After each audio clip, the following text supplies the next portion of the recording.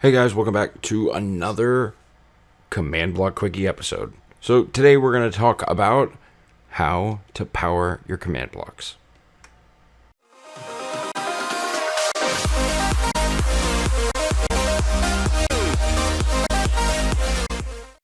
Alright, so we're going to go ahead and take a look at command block power. So I've got a little area set up right over here, and in this chest we have all of the standard items that we use to power things with. So we'll just go ahead and grab these items right here, and let's start with the wooden button. So over here I just have some command blocks labeled out, and we're just going to go ahead and take a look at these. So obviously wooden buttons directly on a command block works just fine. Wooden pressure plate directly in front of a command block works just fine. Now unfortunately with the layout I've got here, it's not going to work for me to put it on top. So let's just go ahead and break that. We'll set it right on top, and yay, we can jump on top, and it works all day. So then stone buttons, exactly the same thing. They work just fine. Pressure plates, stone pressure plates, yep, okay. And levers work just the same. All right, yep, so they work up, or rather you flick the lever down and it works just fine.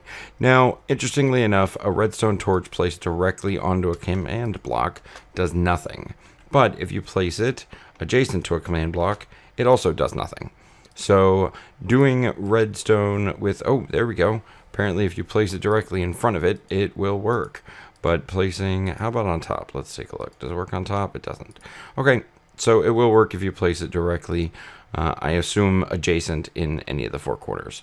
So over here, if we put a redstone torch in between these two, I would expect command block 1 and command block 2 to both power, which in fact they do. So same thing, the same principle applies with a redstone block. So there we go. All right, now on to some other things. So over here, let's say you have 3 command blocks right in a row, right? And you power the first one. Well, what's going to happen is the second one is going to receive power from that, because this block is powered and this will draw power from adjacent blocks. And then if you were to power the middle one, oddly enough, both of them will go ahead and, or rather all 3 of them will get power. So that's just something to watch out for. All right, so let's head on down. I've got a little bit of a demonstration set up with exactly how we're going to power a bunch of stuff.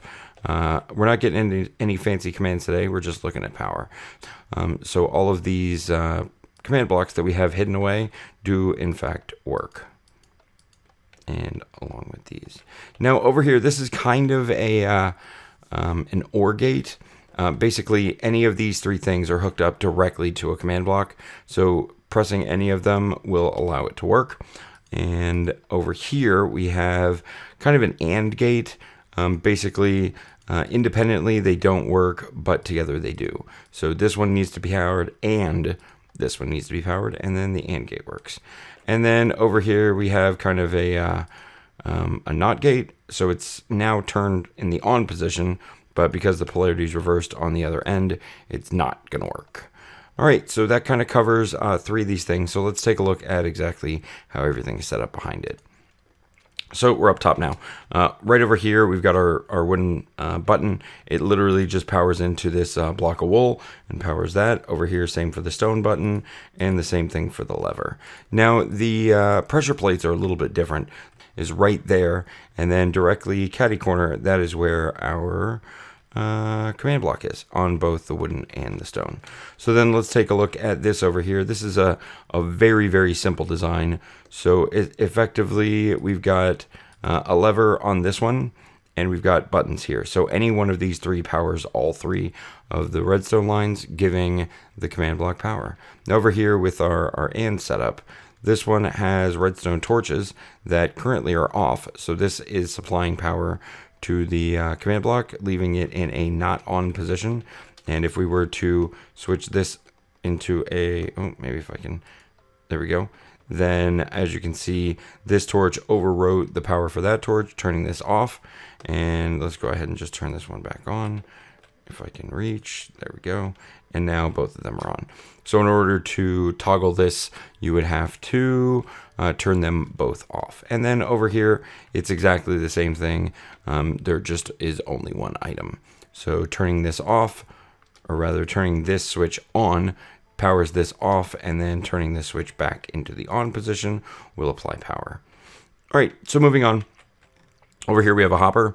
Coming out of the hopper is a comparator. Now the comparator is going to look for a redstone signal, and if we just go ahead and throw an item in there, there we go. The hopper powered the comparator powered the command block. So we'll just get our item back and continue.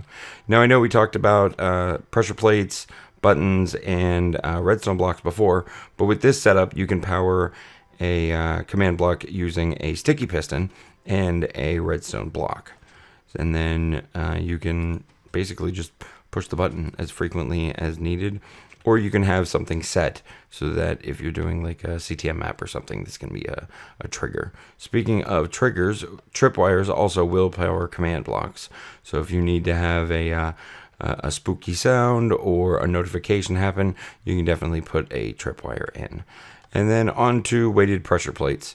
So if you're doing an AND gate and you need to have someone go a great distance, you could have a maze set up or something, and the weighted pressure plate will allow either a player to stand on it, players do set these off, or they can go ahead and if they're single player, they can set one here, run over to the next part, and there we go. Now both of them are triggered at the same time. All right, well, that is pretty much going to do it for the kind of the normal ones, just this section over here. I do want to touch briefly on a little bit more advanced comparator stuff. So I have a little something set up over here. So let's just go ahead and take a look. So I'm going to take this chest, which on the backside does have a redstone comparator. All these have comparators coming out. And as you can see, these have been offset a little bit to prevent any cross activations from occurring. So we're just going to take one stone brick and throw it in there, and as you can see, the chest is now powered. Literally one block puts out enough of a redstone signal from a chest or a trap chest in order to trigger a command block if it's very close.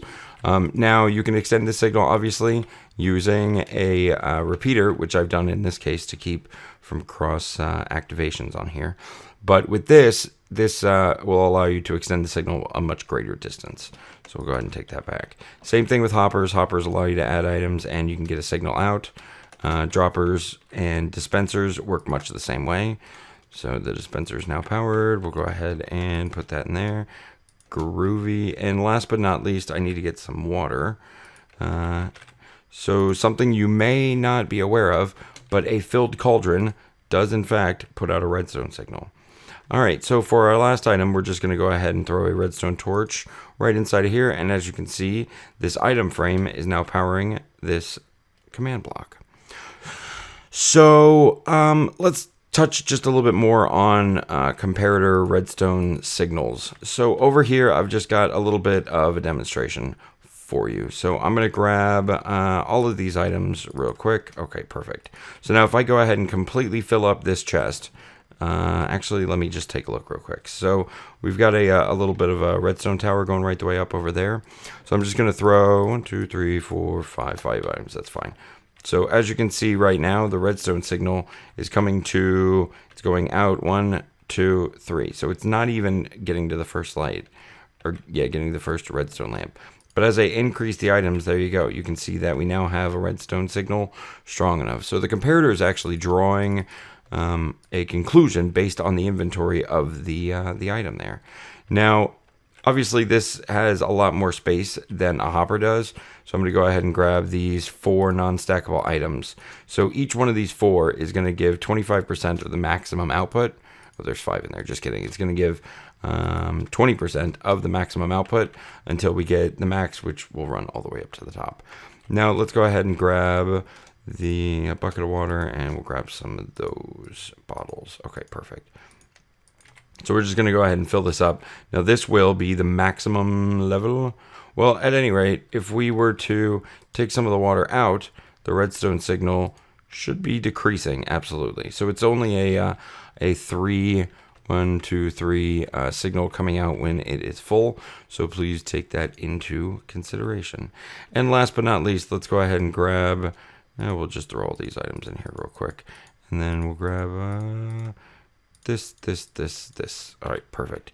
So we're just going to go ahead and put our anvil in. And as you can see right now, oh, the orientation is not correct. There we go. Okay, So this is the orientation. Now this item doesn't matter. You can put a torch, a redstone torch. You can put up, well, let's put a flower in just to be on the safe side. So right now it's at its vertical position, its default position. And as you can see, there is a 1 redstone signal output coming out. Yep, it is 1. So we're just going to turn it 1 click. Now it is 2. We're going to turn it again. It is 3. Turn it again, if I can get out. That should be 4, 5, 6, 7, and 8. So 8 is going to be the maximum output of an item frame. So if you wanted to do a comparator combination lock in your map world or somewhere, if you wanted to do something like this, you could have a nice little array of these going out.